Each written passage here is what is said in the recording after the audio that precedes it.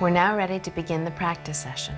Hi, I'm Dr. Timothy McCall. I'm the medical editor of Yoga Journal. In practice today, we're going to be focusing on back bends, twists, and forward bends. I'll be talking briefly about some of the health benefits of these poses, some contraindications or reasons why you may not want to do the poses, and try to give you a few tips for doing them a little bit more safely.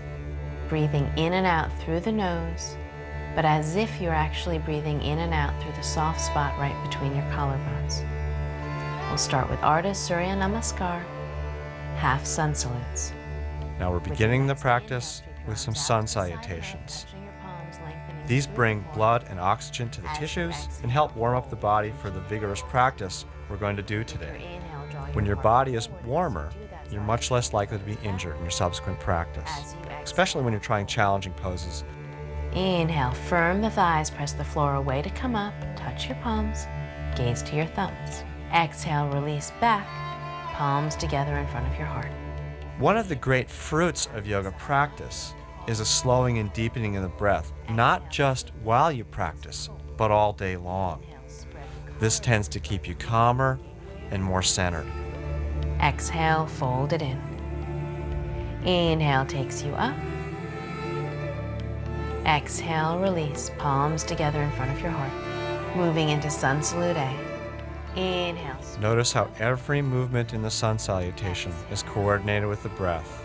You exhale as you bend forward. Inhale, draw the heart forward. Inhale as you come up. Keep that intention. Exhale, step back, plank position. We'll hold here to build some heat. Body long and narrow like a plank of wood. We like to incorporate some back bends into every yoga practice, which is part of the reason that the sun salutation always includes upward facing dog. With an inhale, press with your toes, pull with your hands, upward facing dog. We use back bends sometimes to help people who are suffering from depression. One of the things we notice in yoga is that people who are depressed tend to slouch, and that changing that can sometimes help reverse the depression. Now you'll notice during downward facing dog that Jason keeps his knees slightly bent. If you have trouble in this pose, if your wrists start to hurt, or if you're feeling like you're taking too much pressure on your hands, keeping the knees bent can help. Inhale, draw your heart forward. Exhale, fold it in. You notice the way Jason modifies his sun salute. When he lifts his hands over his head, he keeps them shoulder distance apart because his shoulders are tight. We'll take that one more time. Inhale, sweep it open. Exhale, fold. When he bends forward, he keeps his knees a little bent because his hamstrings are tight. Keep the heart open. Exhale, step to plank. Hold here. Lift and firm the entire front of your body, shoulders, belly, and thighs. What he's doing is he's maintaining good alignment even though he's having to modify the poses. He's doing a cobra pose instead of an upward facing dog. With your exhale, downward facing dog. This is a good modification if you don't have the strength in your arms or the openness in your shoulders to do a good upward facing dog. Firm your biceps and move them towards your triceps. Keep the arms strong and then lengthen the spine and the waist back from that. Take a last inhale. At the end of your exhale, step your feet to your hands. The breath is key to yoga. See if you can continually bring your attention to the breath through the practice. It's a way to calm yourself and also a way to monitor how you're doing. If your breath becomes strained, it may mean that you're trying too hard. And that is the antithesis of yoga. Exhale, fold. Both Natasha and Autumn are very flexible, and they don't need to modify the practice at all. They can do the full poses without any modifications. But you don't need to feel bad if you need to modify. It's far better to modify the poses and keep them safe and effective for you. Point your toes, take your arms back by your sides, palms face the ceiling. Now we're about to do several back bends in a row. We're going to be starting with a very gentle back bend, locust pose, Shalabhasana. Think of the tops of your feet and your tailbone as anchors.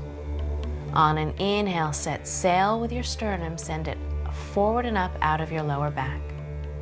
Now you might be tempted to arch your lower back to get higher up in this pose, but don't. The compression of the lumbar spine could cause low back pain or other problems.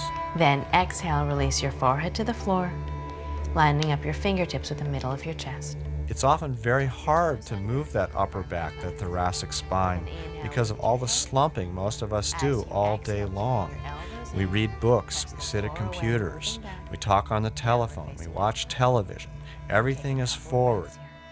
All the back bends we're doing today help counteract that. Lose any trace of a back bend. Soften your ribs, take the tips of your ribs and aim them to the tops of your thighs so you can create a little more length in your lower back. Take a final inhale here. Stay to exhale. Slow breath also helps change the balance of the nervous system from dominance of the sympathetic nervous system, the fight or flight system, to the parasympathetic nervous system. This helps you sleep better and improves immune function, as well as bringing in more oxygen. Elbows drawn in, shoulder blades gliding down your back, tops of your feet down, tailbone down to anchor your pubic bone to the floor. Keep your elbows in and the heads of your shoulders away. You'll notice that Natasha throws her head fairly far back when she does Cobra pose, but that's because she's got so much opening in her chest that it looks like she's taking her head way back. In fact, a lot of the movement's really happening in the chest. If you're not so open in the chest, what you may be tempted to do is to really hyper extend the neck and really constrict the spine. That you want to avoid doing.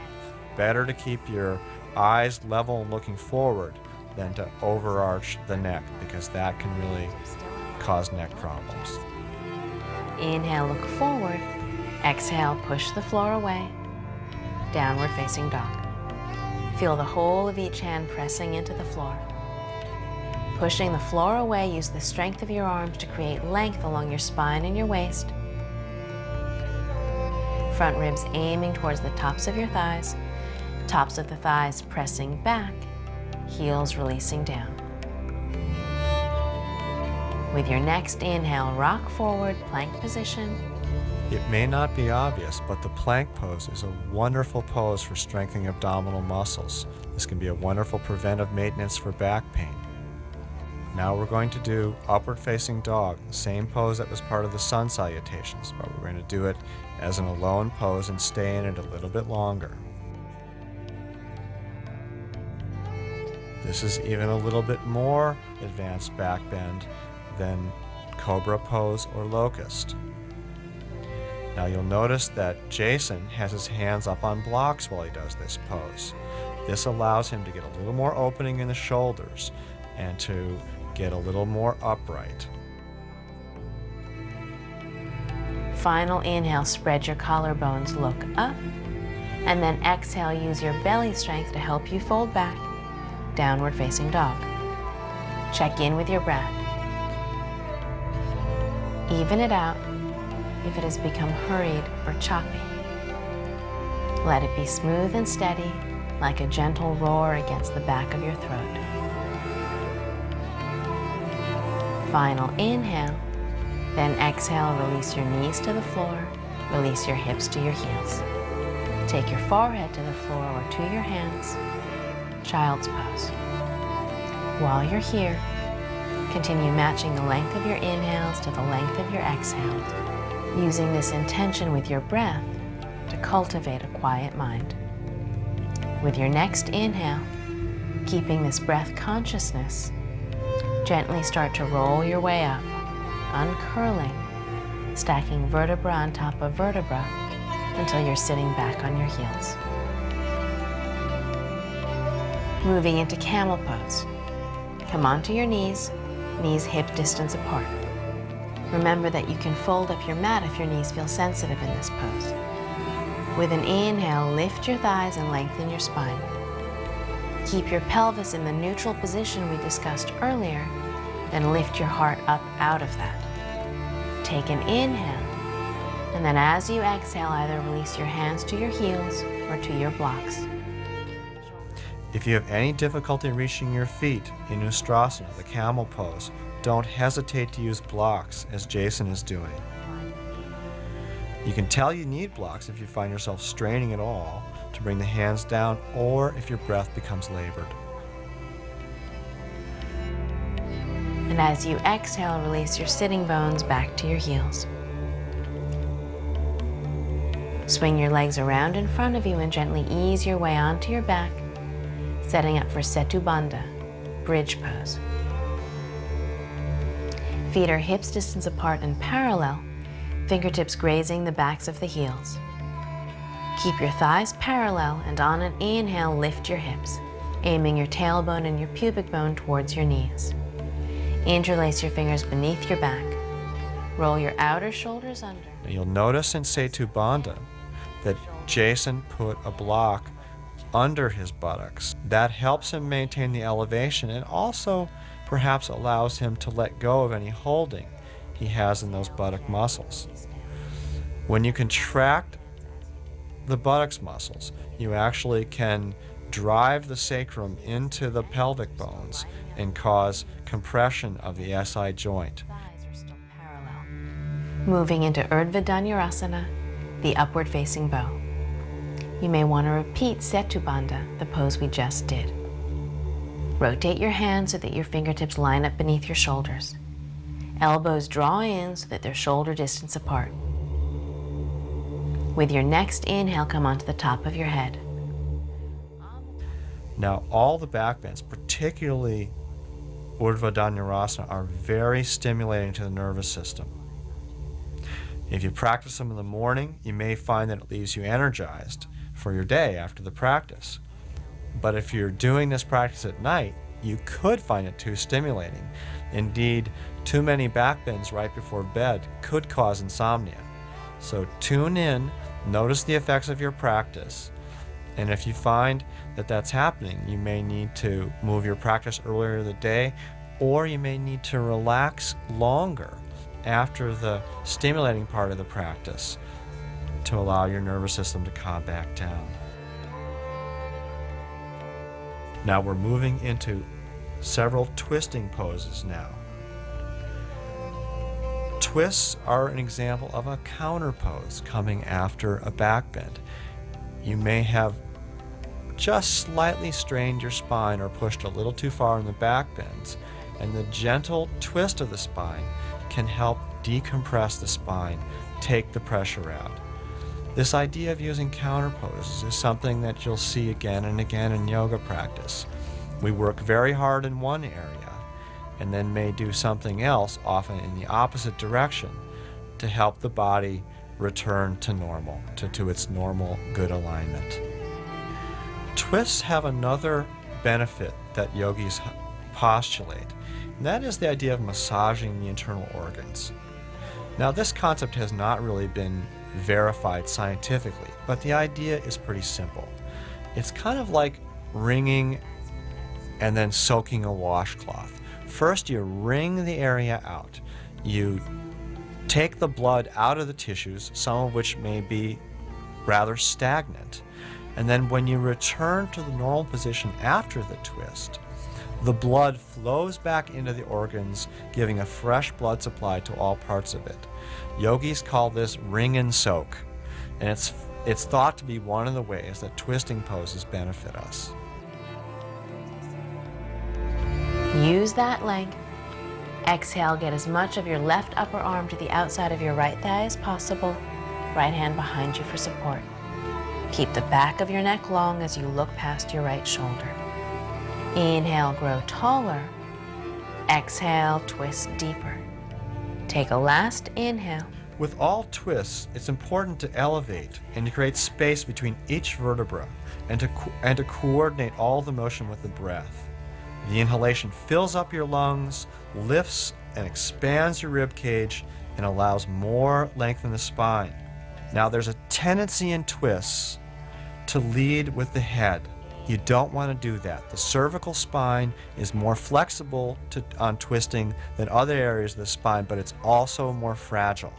You want to really keep the head more in line with the torso and let this twist come from the abdomen and chest, and only a little bit with the head as an afterthought toward the end of the pose. Tops of the thighs squarely facing the ceiling and pressing down so that you can lift up.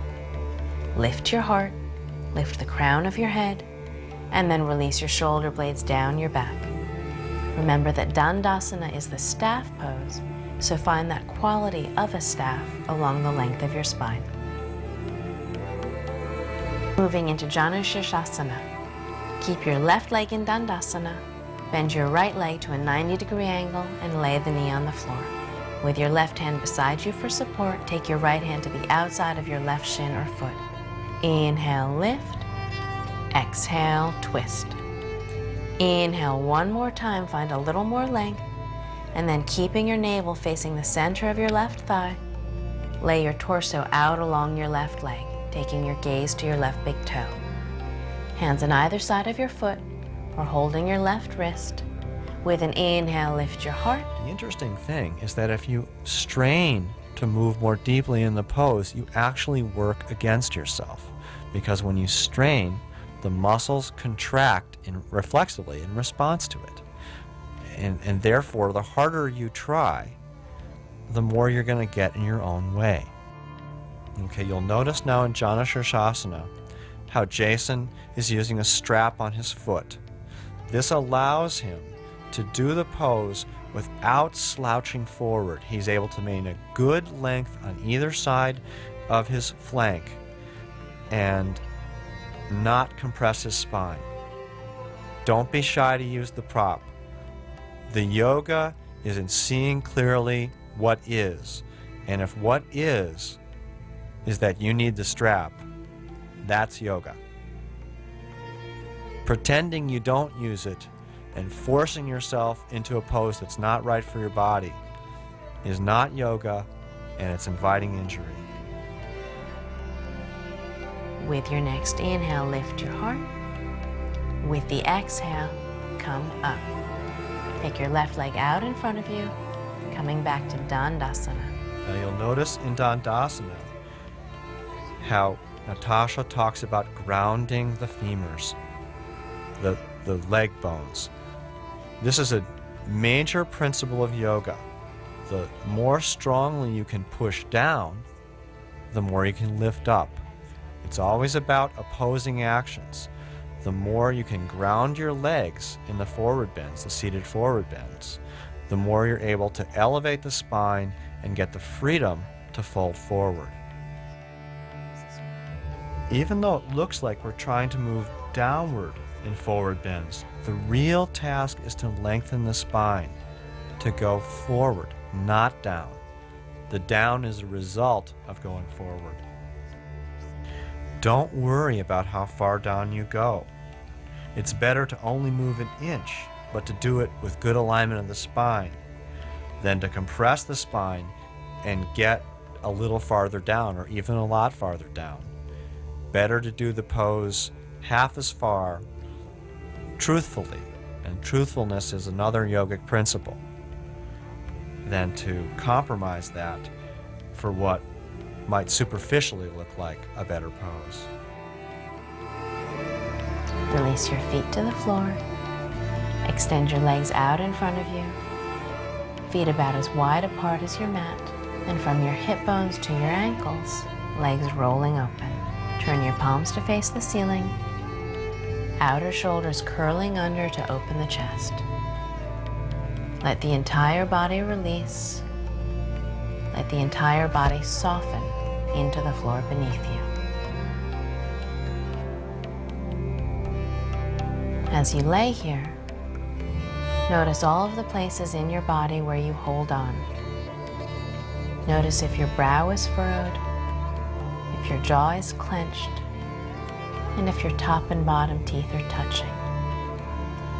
Then see if you can use your breath to soften and release these habitual areas of tension, sending a message to the rest of the body that it's okay to let go.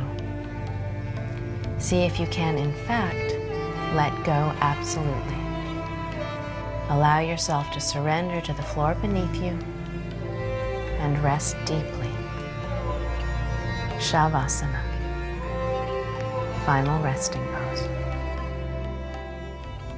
If your shoulders or hips are tight, you may be able to relax more deeply if you separate the arms and legs a little further from the body. If you have any neck discomfort, try a pillow or a folded blanket under your head. If your back hurts, try putting folded blankets or a bolster under your knees. Once you get the right position, then try to let go and relax and not move anymore at all. Scan your body to see if you're holding tension anywhere. Are you clenching your teeth? Is there tension in your tongue? Can you let the corners of your eyes relax?